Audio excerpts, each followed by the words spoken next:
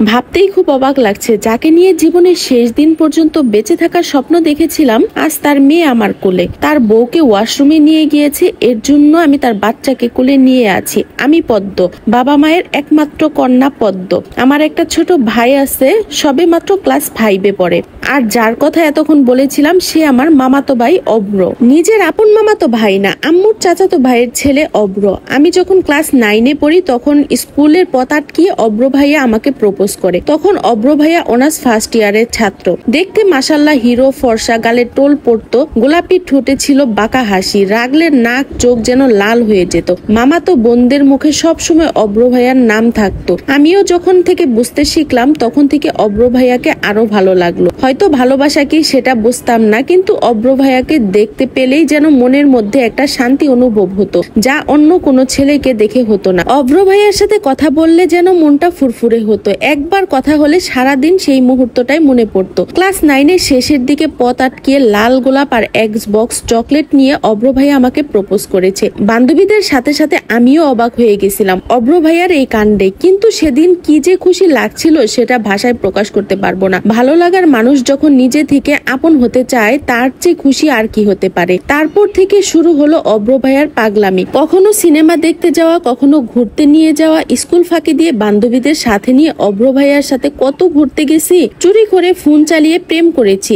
1 বছর বেশ ভালোভাবেই কেটে গেল। সব থেকে ভালো লাগতো অব্র ভাইয়ার কোনো বাজে রিপোর্ট আমি কখনোই শুনিনি। এমনকি আমার সাথে কথা বলার সময় বা দেখা করে এমন কিছু বলেনি বা এমন কিছু করেওনি যে ওনার উপর আমার রাগ হবে। 1 বছর পর হঠাৎ একদিন অব্র ভাই আমাকে বলে, পদ্ম ফুল। আমি বললাম ভাইয়া বলো। অব্র তখন বলল, শোনো না পদ্ম ফুল, তোমাকে বলছিলাম না আমি একটা জবের জন্য আবেদন করেছি, সেখানে ডেকেছে আমাকে 3 মাসের জন্য। আমি খুব প্রয়োজন ছাড়া ফোনে কথা বলতে পারবো না। আর তুই তো জানিস মা কেমন, দূরে গেলে একদিন কথা না বলে থাকতে পারে না, তাই বলছি কি। তখন পদ্ম বলল, কিন্তু অব্র ভাইয়া আমি তো তোমার সাথে কথা না বলে থাকতে পারবো না। অব্র বলল, 3 মাস পর আমি আবার ফোন হাতে পাবো, তখন আমি সব সময় কথা বলবো তোর সাথে। তখন পদ্ম বলল, তুমি একদিন আমার সাথে কথা বলবা আর একদিন মামির সাথে কথা বলবা। অব্র তখন বলল, পদ্ম পাগলামি করিস না, আমি যা বলছি তাই শোন। এই 3 মাস যোগাযোগ না হলে আমাদের ভালোবাসা মিথ্যে হবে না। আমি তোর আছি, তোর থাকবো। 3 মাস পর এসে ধুমধাম করে তোকে আমাদের বাড়িতে বউ করে নিয়ে আসবো, বুঝেছিস? পদ্ম তখন বলল,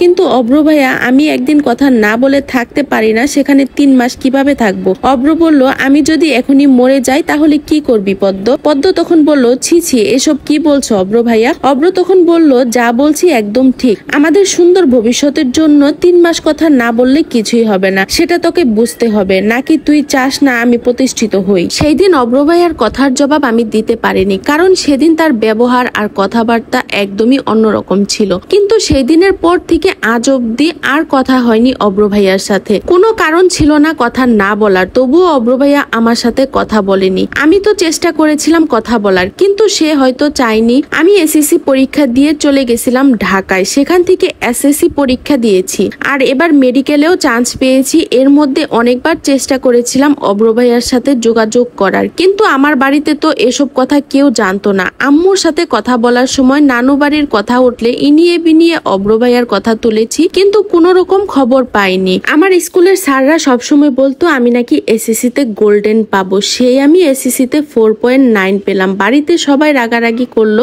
রাগে দুঃখে চলে গেলাম ঢাকায়। আমি আমার বাবা মায়ের আদরের হলেও আমার মনের অবস্থা কেউ বুঝতে চায়নি। আমি যখন যা চেয়েছি তাই পেয়েছি, জামা কাপড়, খাওয়া দাওয়া, কোনো অভাব আমি পাইনি। আমি পেয়েছি নিঃসঙ্গতা, একাকিত্ব।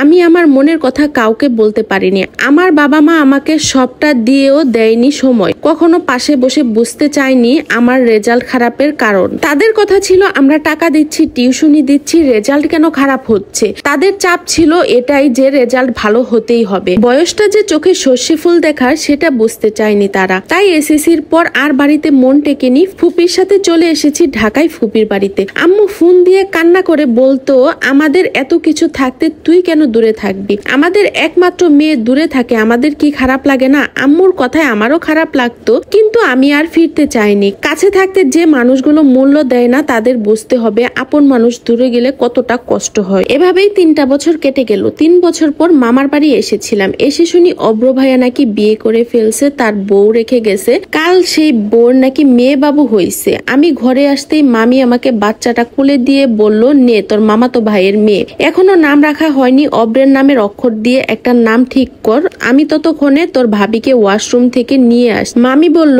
আজকে অব্র রাতে বাড়িতে আসবে। অব্র ভাইয়া রাতে আসবে শুনে বুকটা কেন যেন ধুক করে উঠলো। এই মানুষটা আমাকে এমন ভাবে ঠকালো। মিথ্যে স্বপ্ন দেখিয়ে আমার কিশোরী মনকে ভেঙে চুরে শেষ করে দিল। তবুও এতদিন পর আজ তাকে দেখার স্বাদ আমাকে খুব করে আকৃষ্ট করছে।